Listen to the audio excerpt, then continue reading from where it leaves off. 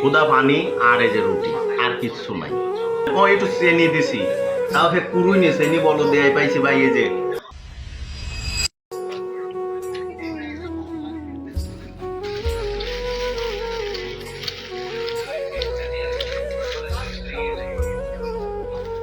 এই যে রুটি বলো দিয়ে টুহাইনি রুটি, মানে বলো দিয়ে পাওয়া যায় আর কি।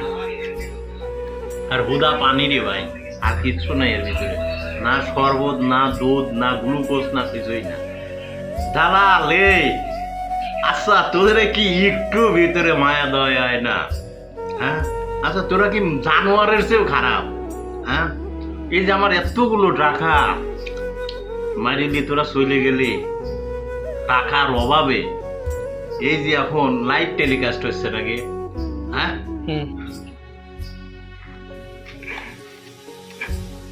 সেই সাপ কি কমু দুঃখের কথা রে ভাই। 6-7 লাখ টাকা হাতে মাইলি চলে গেলি।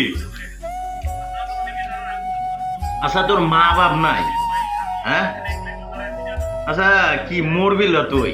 মানে মরার চিন্তা নাই, মরার পরে যে এই যে সব জবাবদিহি করা লাগবে। আমার কাছে মনে হয় যে এই সৌদি আরবে আবু জেহেল, আবু লাহাবত বা সাইবা এরা যে পাপ করছে তার চেয়ে বেশি পাপ করতেছে দালাল। কারণ ওরা তো আল্লাহর হাতে শিরিক করছে, আল্লাহর সাথে সম্পর্কিত পাপ আল্লাহ ইচ্ছা করলে করে মাফ করে দিতে পারে।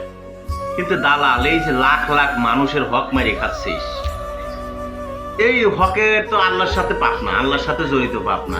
এই হকের টাকা তোর এই দুনিয়ায় পরকাল সব জায়গা বুঝিয়ে দিয়েই তারপর তোর জাহান্নামে যাওয়া লাগবে। তোর জাহান্নামে যাওয়ার জন্য কতশো বছর যে অপেক্ষা করা লাগবে কিয়ামতের ময়দানে কঠিন অবস্থায়, তা তুই কল্পনা করিবার দিতিস না। এই যে খুদা পানি আর এই যে রুটি আর কিচ্ছু নাই, কিচ্ছু নাই এর ভিতরে। ও একটু চেনি দিছি, তাও সে কুড়ুই নিয়ে চেনি বলো দেয় পাইছি ভাই। এই যে দেখান বলো দেয়াছেন কুড়ুইছি